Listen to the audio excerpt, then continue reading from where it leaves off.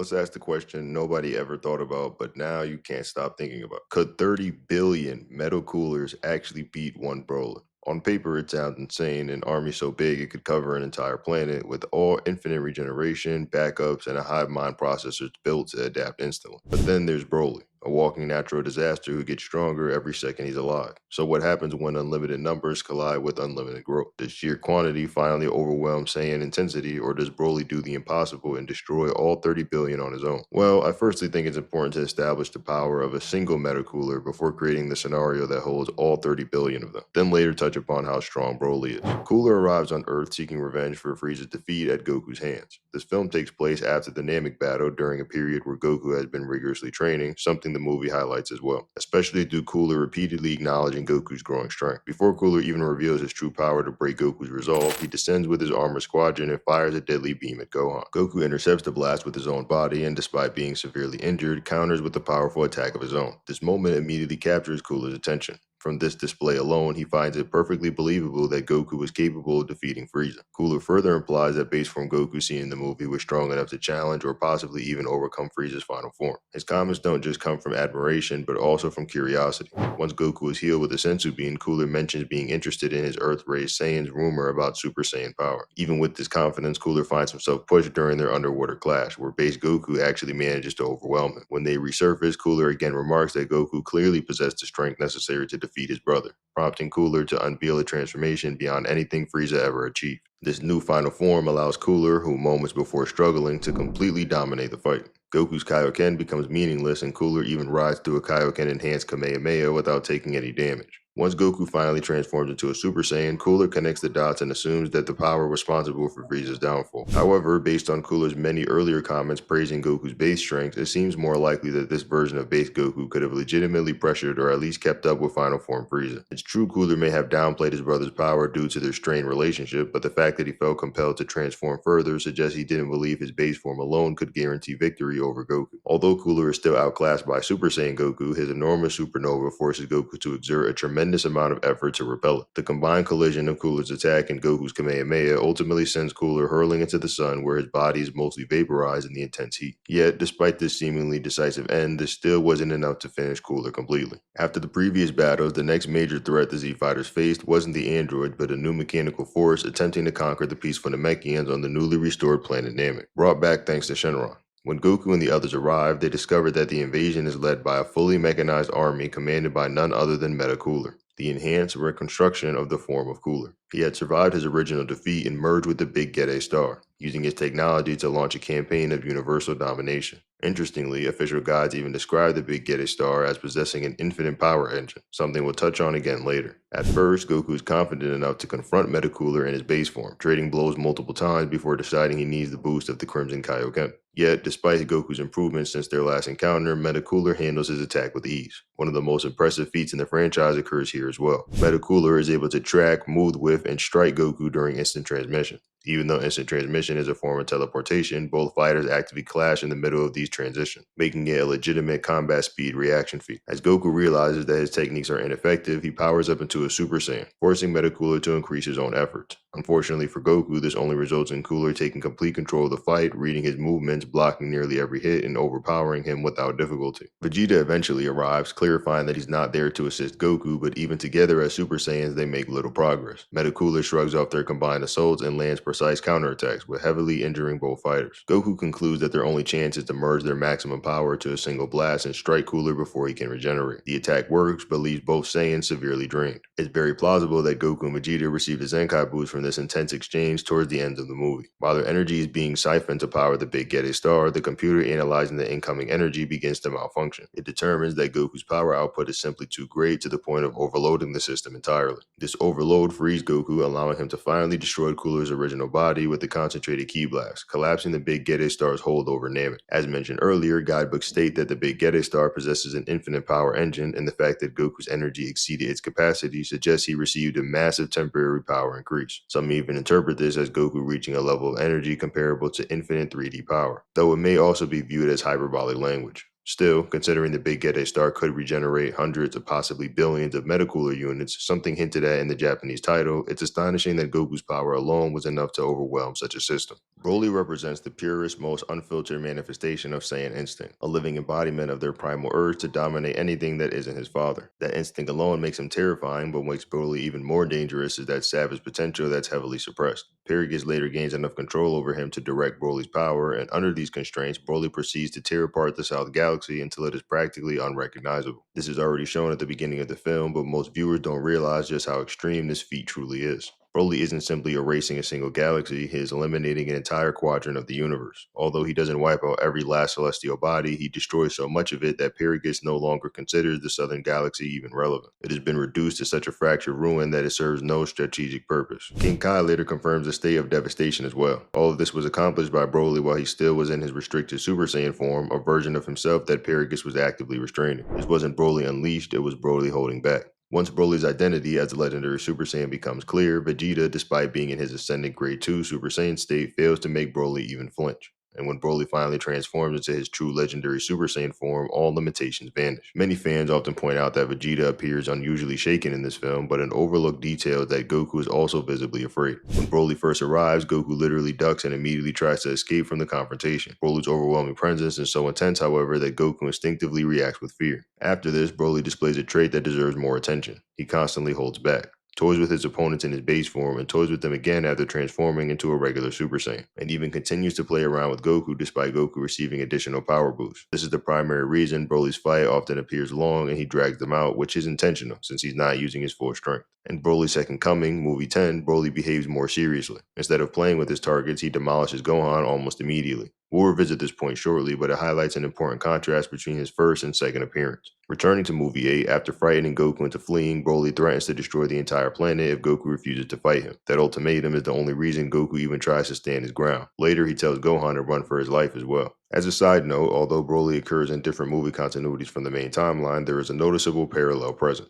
Movie 10 includes a version of the Cell games, Movie Cell, and promotional material shows Gohan transforming into Super Saiyan 2 in that same continuity. If Goku's strategic thinking remains similar, then perhaps even in the alternative setting, he didn't believe Gohan could reach Super Saiyan 2, or at least not in time to battle Broly effectively. This theory is supported by dialogue in Movie 10, which align with Goku urging Gohan to avoid Broly entirely. Rewatching Movie 8 with this interpretation in mind makes Broly's behavior far more obvious. He's intentionally toying with everyone. Despite the brutality, the film remains one of the most iconic in the entire franchise. Following this, Broly receives more explicitly universal scale descriptions than nearly any other villain in the franchise. Even home release box sets describe him as someone who could potentially destroy the entire universe. After revisiting the film, it becomes clear that these statements mostly stem from Broly functioning like the Saiyan equivalent of Kid Buu, wandering through space, destroying stars and civilizations simply for amusement. Still, these descriptions and supporting materials are part of the official Broly narrative and remain valid discussion points. Broly also displays remarkable advanced ki manipulation in both Movie 8 and Movie 10, a detail that often catches viewers off guard because he is frequently portrayed as a chaotic, rage-driven berserker. Despite this wild temperament, there are moments where he demonstrates unexpectedly precise control over his energy attacks.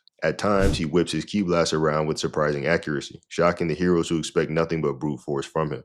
Then in other scenes, he becomes almost erratic, missing attacks entirely.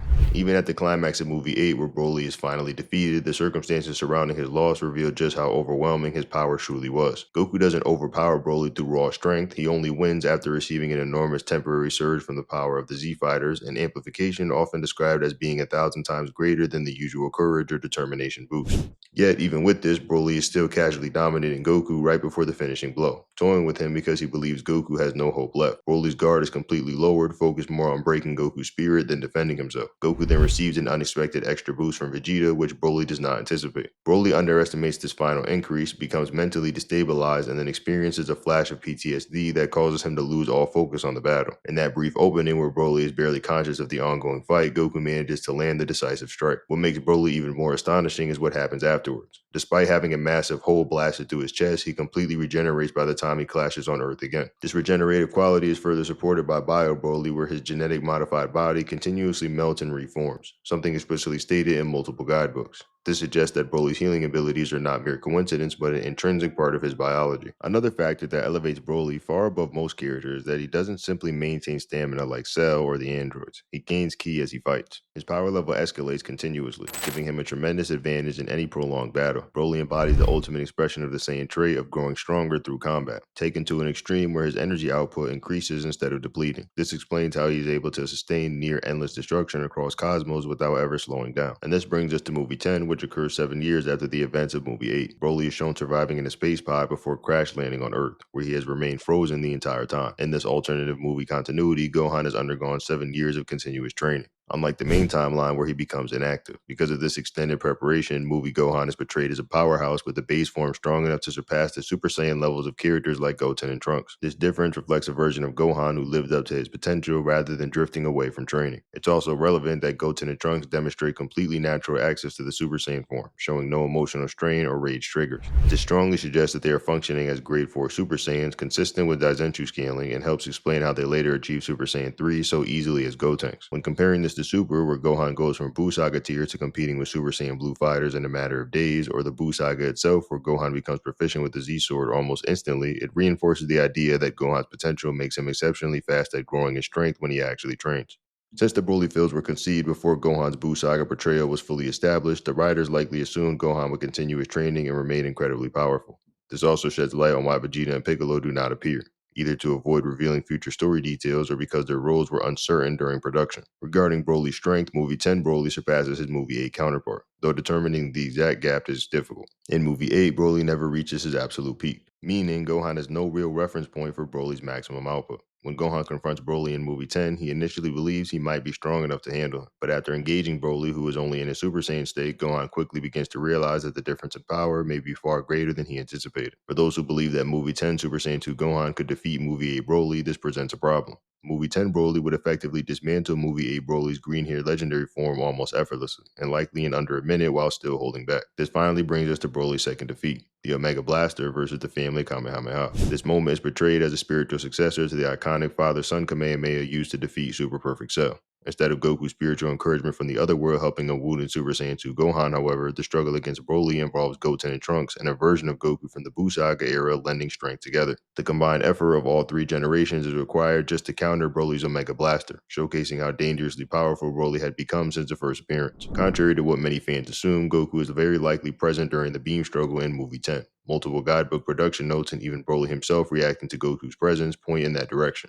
The reaction alone undermines the idea that Gohan and Goten were merely experiencing some Dragon Ball-induced illusion after Gohan wished for help. If Goku were nothing more than a mental projection, Broly should not have registered him at all. Whether Goku is there physically or spiritually can be debated, but the narrative framing and external material strongly suggest he was involved in the clash. That said, Goku's presence doesn't fundamentally change how overwhelming Broly was in the encounter. The Omega Blaster he fires at them is treated with a dramatic name, but in context is essentially a casual energy attack he tosses out with very little effort. Gohan, Goten, and even the added support struggle to push it back because of purely how massive the power gap is. When they begin to resist the attack, Broly simply fires several more Omega Blaster spheres without a hint of strain, laughing as he does so. These blasts would have been expanded and detonated if Trunks hadn't intervened, redirecting and bursting them before they could overwhelm everyone. Some viewers misinterpret Trunks deflecting the blast as evidence he's scaling anywhere close to Broly, but this is a common trope throughout the movies. Characters who are vastly weaker are still shown redirecting or moving aside energy attacks from far superior opponents. It's a dramatic device and not a power comparison. It appears throughout nearly every Dragon Ball film. In Broly's case specifically, his defeats often stem from his psychological blind spots rather than any real inability to overpower his enemies. Sudden bursts of hidden power, teamwork strategies, and unexpected emotional spikes tend to catch him off guard because those concepts simply don't register to him. He understands domination, but coordinated attacks or last-second surges are outside of his instincts. This is exactly what happens here. Once Trunks detonates the smaller blast, the combined Kamehameha from Gohan, Goten, and Goku surges in power. Broly, momentarily surprised and unable to interpret the absurd spike in energy, is overwhelmed and destroyed. His downfall is therefore tied more to his own unredefined combat awareness than to the trio matching him in raw strength. And crucially, nothing in the film suggests that Gohan and Goten, even together, were anywhere near Broly's full power. Every prior scene demonstrates the opposite. Broly towered over them, dominated them effortlessly, and only faltered when caught by a sudden teamwork-driven surge of amplified energy. The movie consistently applies that Broly was operating on an entirely different plane of strength, and their victory resulted from timing, circumstances, and momentary lapse rather than an even matchup. Now, if we imagine the scenario where Goku and Vegeta are removed from the return of Cooler and replaced with Broly instead, the outcome becomes laughably one-sided. Broly's presence would turn the entire conflict into complete annihilation.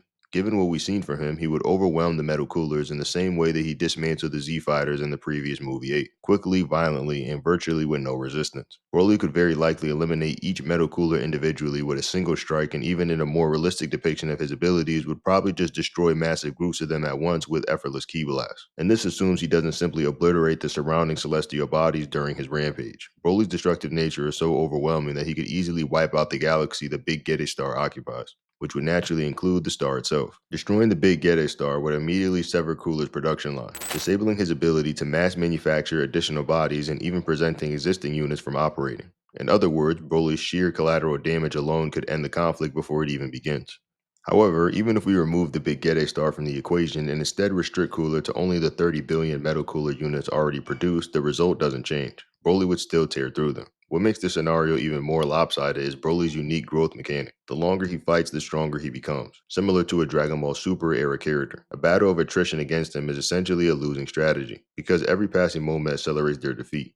What begins as an overwhelming mismatch quickly escalates to an impossible one. Some might argue that 30 billion Metal Coolers attacking simultaneously could overwhelm Broly through sheer numbers, but even this hypothetical doesn't hold up. If every unit attempted to unleash a supernova at the same time, none of the attacks would land. Broly's speed far exceeds their ability to track or perceive him, meaning their projectiles would fire off harmlessly into space. On top of that, Broly possesses more than enough destructive force to obliterate all of them at one time. The power gap here is enormous. The comparison is the equivalent to putting 30 billion normal humans from Earth against Beerus. Realistically, the battlefield itself would be destroyed instantly, wiping out all participants except Broly. The only scenario where Metal Cooler might last more than a moment would be if the fight were structured so that each cooler faces Broly individually in a strict regulated one-on-one match, with Broly prevented from using any area of effect techniques. But even this hypothetical collapses under Broly's growth rate. By the time he reaches even a fraction of the total, perhaps around the 1 billionth unit, Broly's power will have escalated to the point where even passively existing near him would be enough to destroy each subsequent cooler. The longer the sequence continues, the more absurd the power imbalance becomes. Additionally, remember that Broly was described as the strongest enemy Goku had encountered up to that point in the story. Yet, even with that in mind, the Metal Coolers stand no realistic chance of overcoming Broly's overwhelming power, growth potential, speed, and destructive capabilities. In virtually every version of the matchup, from direct combat to environmental destruction to endurance, Broly dominates without question.